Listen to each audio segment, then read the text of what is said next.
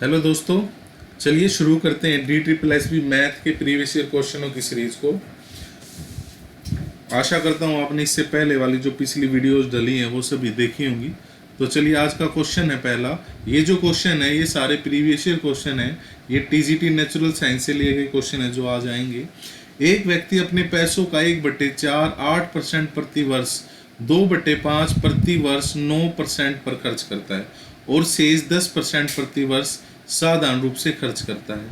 2 साल के लिए ब्याज, यदि उसका कुल ब्याज ये है तो उसके पास कितने पैसे थे। यानी कि वो अपने पैसों को इसके अकॉर्डिंग खर्च करता है। 1/4 पैसे पहली बार, दूसरी बार 2/5। अब आप एक बात बताइए, अगर अब आपको पैसों का पता नहीं भाई कितने पैसे हैं, तो पैसे हम अपने अकॉर्डिंग वो लेंगे ना जो इजीली कट भी हो जाए एक दूसरे से। तो देखिए ये पहली बात तो 4 दे रखे, फिर 5 दे रखे, तो क्यों ना हम इनका मल्टीपल एंड कैल्शियम ले ले। तो 20 रुपए हैं, हमने माना उसके पास 20 रुपए हैं। आगे परसेंटेज भी चलेगी, तो क्यों ना हम इसको 2 जीरो और जोड़ लें। हमने माना उसके पास 2000 रुपए हैं। कितने रुपए हैं? 2000 रुपए। 2000 रुपए हैं तो 4 को 2000 भागों में बांटेंगे तो क्या आएगा? 5। यानी कि वो 500 रुपए जो है उसको देता है 8% पर। कितने टाइम के लिए? 2 साल के लिए। ठीक है, ये 8% से मैं 2 जीरो पहले ही काट देता हूँ। अब दूसरे और फिर क्या करता है? 2/5। 2/5 यानी 5 भागों में 2000 को बांटेंगे तो 400। 4 दूनी 8। 800 रुपए को क्या करता है? 9% की उससे 2 साल के लिए देता है। फिर परसेंटेज से 2 जीरो कट जाएंगी और शेष क्या बचता है? शेष बचता है 5 और 8 13। शेष बचता है 700 रुपये। तो 700 रुपये को क्या करता है? 10% के लिए 2 साल के लिए करता है। अब आप इसका टोटल कर लो, ये फिर परसेंटेज से 2 जीरो कट जाएंगी। 8 दूनी 16, 16 पंजे 80। फिर क्या आएगा भाई? ये आएगा 9 दूनी 18, 18 अट्ठे 8 64, 144। फिर क्या आएगा? 140। यानी ये टोटल है। तो आगे पढ़ते हैं सवाल। यदि उसका कुल ब्याज 13,650 रुपये, तो उसके पास कितने? हमारा कुल ब्याज क्या? हमारा है 4 4 4 16, हमारा है 364। हमारा है 364, लेकिन वो कह रहा है उसको मिले हैं 13,650 रुपये। कितने मिले? 13,650 रुपये। तो हमें वैल्यू किसकी निकालनी है? 2000 की। तो क्या हो जाएगा? ये ऐसे हो जाएगा। तो हम इसको यहाँ कर लेते हैं। तो 13,650 गुना में 2000 बटे में क्या आएगा? 364। 364। अब इसको काट लो, जिससे कट रहा है। किससे कट रहा है भाई? ये कट रहा है 4 से। 4 पंजे 4 नीम और 4 एकम। अब 91 किसी के पाड़े में आता है भाई। अब 91 से देख लो, क्या ये 91 से जा रहा है? ये 91 से कट हो रहा है, तो ये कितना पे है? 13,650 91 के टेबल में आएगा। ये आएगा 91। हमारा इकाई 5 से तो होगा ही होगा। तो 5 निम्मा ये तो बने, तो 15 से देखें। 15 एकम 15, 15 निम्मा 100, 15 एकम 15, एक चला गया। 15 निम्मा 135। ये बन गई बात भाई। यानी 0 150 पे कट गया ये पूरा। तो ये कट गया 150 पे। अब 15 पंजे 75, यानी कि 75,000 टोटल रुपए उसने इन्वेस्ट किए थे। ठीक है, या खर्च किए थे, जो भी है। ये हमारा आंसर आ गया। चलिए नेक्स्ट सवाल देखें। 5 अंकों की सबसे छोटी संख्या के अंकों का योग क्या है, जिसे ये संख्या विभाजित करने में 15 18 24 14 विभाजित करने पर क्रम से 5 8 14 और 4 शेष बच्चे। ये सवाल भी हम कर चुके हैं, लेकिन वो थोड़ा सा इससे अलग था, लेकिन है इसी टाइप का। अब आप देखिए, अब आपको हो गए शेष फल अलग अलग बच रहे हैं। 15 - 5 10, 18 - 8 10, 24 - 14 10, 14 - 4 10। यानी कि एक कॉमन शेषफल आ रहा है 10। और इससे पीछे जो हमने सवाल किया था पिछले में, उसमें एक ही शेषफल था कि भाई शायद 4 था, कि 4 शेषफल बचे। तो इसमें 10 वो शेषफल बच रहा था, वो एक शेषफल था तो हमने प्लस किया था। अब ये माइनस करना में क्या करना है, माइनस करना है हमें। तो पहले हमें क्या करना है, इसका एलसीएम लेना होगा। क्या लेना होगा, एलसीएम। 15, 18, 24 और 14, 14 का एलसीएम, हमें इनका एलसीएम निकालना है। तो क्या होगा इनका एलसीएम, तो हम इन्हें शॉर्ट कर लें, 3 से काट लेते हैं। 3 पंजे, 3 छिक, 3 अट्ठे और 14, 2 से भी काट लेते हैं और सिंप्लीफाई हो जाएगा। 5 का 5, 6, 3, 4, 7। अब आप देखिए 7 की टेबल में ऐसा कौन सा अंक आता है जो इनसे भाग होता है। 7 पंजे 35, 70,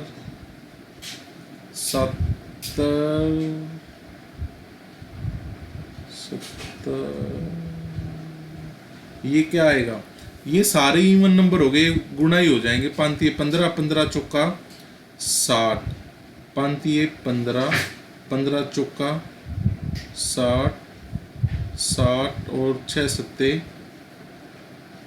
15 चौक 60, 6 सत्ते 42, 420, 3 दूनी 6, 0, 6 दूनी 12, 2 का 4 छिक 24 और 1 25, 20। हमारा जो एलसीएम आया है वो क्या आ गया, वो आ गया 25, 20। क्या आ गया, 25 और 20।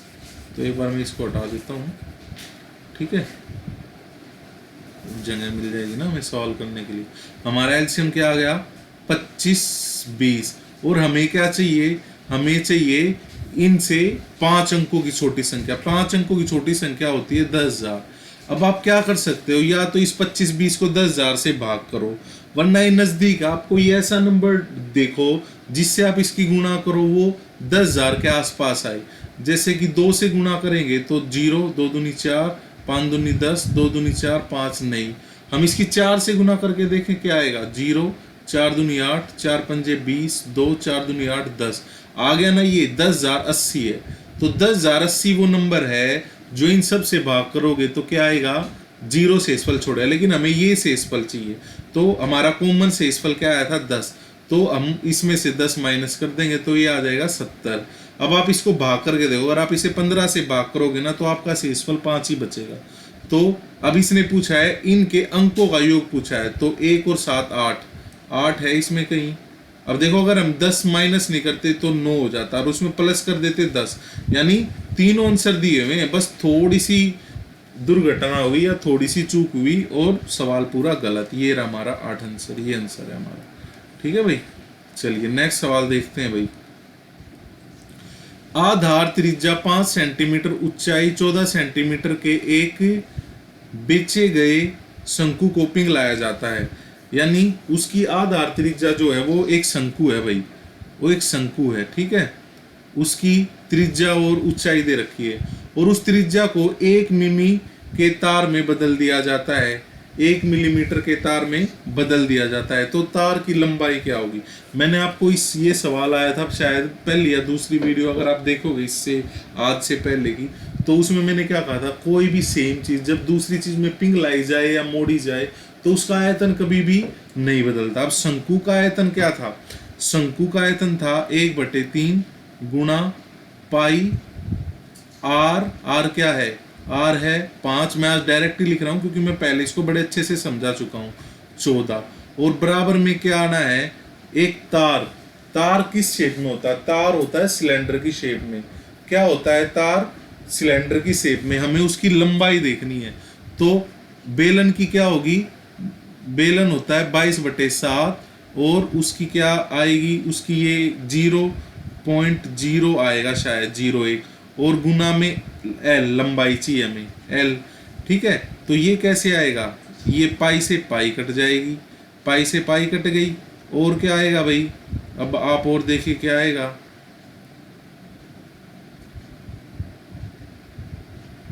अब ये 1/3, 5, 5 और 14, तो आप इसको देखेंगे ये 3 इधर चला जाएगा, ये इसकी कोई वैल्यू ही नहीं रहेगी, है ना। तो 25 25 25, 25 और 14, 25 और 14 को भाग करेंगे तो आप क्या आएगा, 14 पंजे कितना होता है, 14 पंजे होता है 70, 5 सत्ते 35, 350/3, ये 3 नीचे रह जाएगा।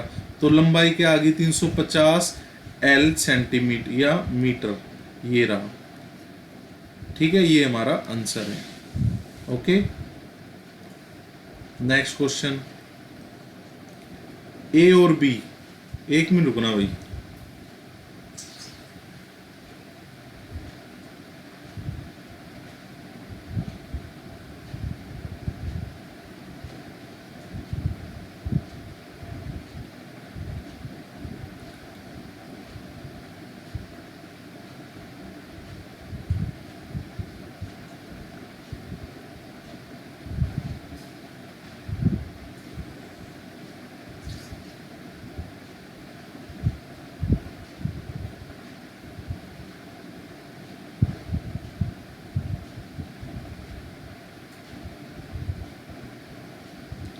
चलिए भाई ठीक है ना, शुरू करते हैं। वो एक ब्रेक था, अरे क्या हो गया भाई, ठीक है।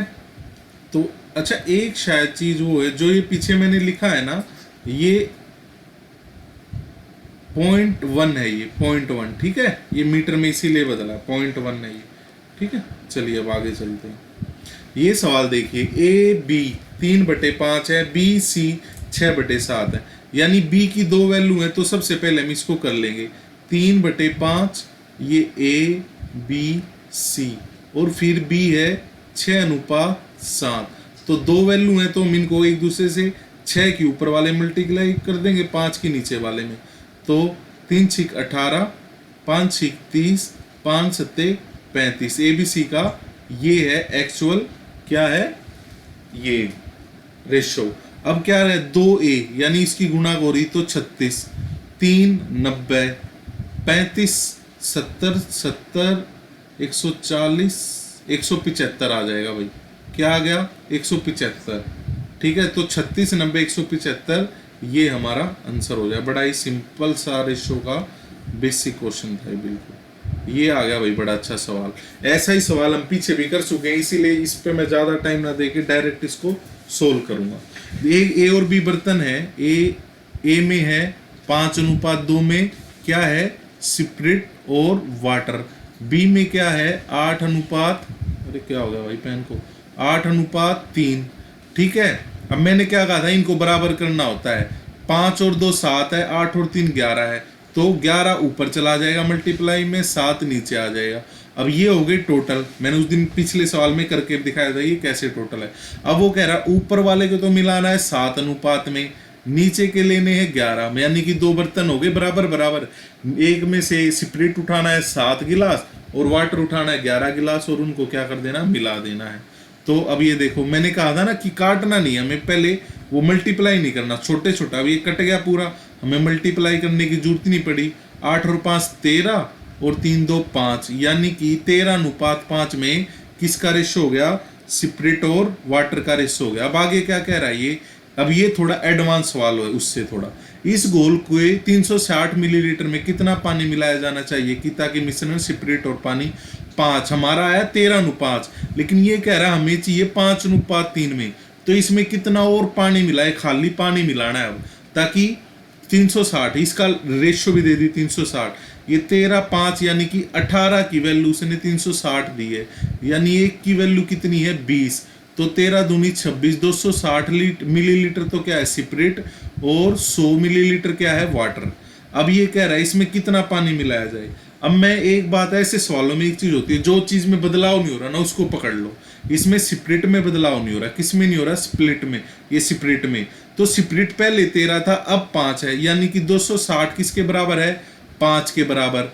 अब टोटल क्वांटिटी कितनी आएगी, 5 और 3 8, तो हम 8 की वैल्यू निकाल लेंगे, ये 5 से कट रहा है, 5 और 2 5 दूनी 10, और ये क्या है 8 दूनी 16 का 6 का 80 लगा 1 5 8 40, 416, ये आ गया 416। और पहले हमारी वो कितनी थी 360 थी हमारी, है ना, जो इन्होंने दे रखी। तो 360 में कितना और चीजें ऐड होगी, ये हो गई 40 56 क्या मिलाया, 56 हमने मिलाया पानी, पानी पहले 100 था, अब हो गया 156, क्योंकि पानी में ही तो बदलाव करना चाह रहे थे हम।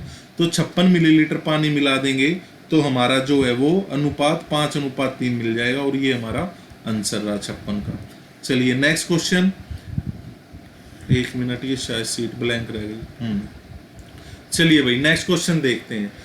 निम्नलिखित, ये भी 3 सवाल आते हैं इस तरह के, हर पेपर में आते हैं ग्राफ के, ठीक है, इस तरह टेबल के। निम्नलिखित तालिका में 6 राज्यों के कॉलेज में पढ़ने वाले छात्रों की संख्या दर्शाती है। तालिका पढ़े और उत्तर दे। चलिए भाई तालिका पढ़ते हैं और उत्तर देते हैं। ABCDEF ये राज्य हैं और उसमें लड़के और लड़कियां दे रखी हैं। यदि पाई चार्ट राज्यवार कुल छात्रों का प्रतिनिधित्व करता है तो राज्य ई को निकटतम पूर्ण डिग्री तक दर्शाने वाले क्षेत्र का केंद्रीय कोण क्या है? यदि पाई चार्ट राज्यवार टोटल छात्र कितने हैं तो हमें ये सब प्लस करना पड़ेगा। क्या करना पड़ेगा?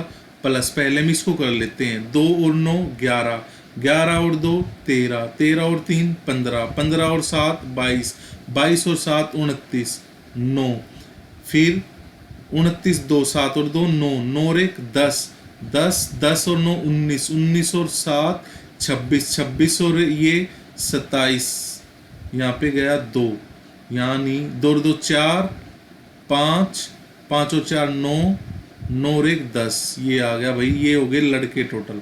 अब लड़कियां कैलकुलेशन मिस्टेक देख लेना भाई, कुछ हो जाए तो 1 2 5 2 7 7 12, 12 और 8 20 की 0, 2 2 और 2 4, 4 और 3 7, 7 और 4 11, 16, 16 19, 19 और 6 25, 2 2 और 1 3, 4 5 6 11, 11 और 1 12, ये टोटल लड़कियां हैं भाई।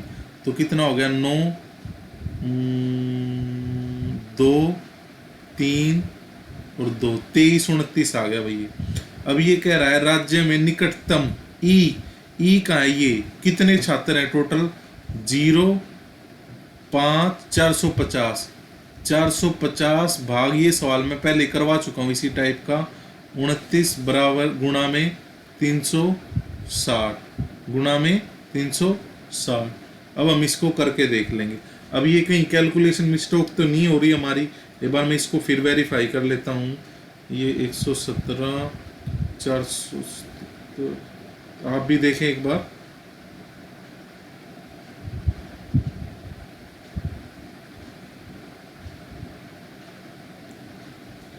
पहले वाले में शायद गलती है। 2 और 9 11, 11 13 16, 16, 16 और 7 80 आएगा भाई। ये 0, ये 80 आएगा भाई। और इसमें और देखते हैं, 1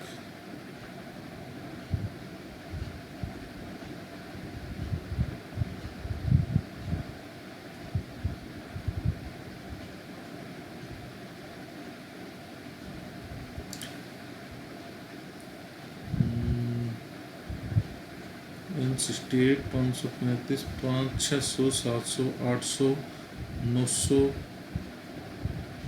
1100,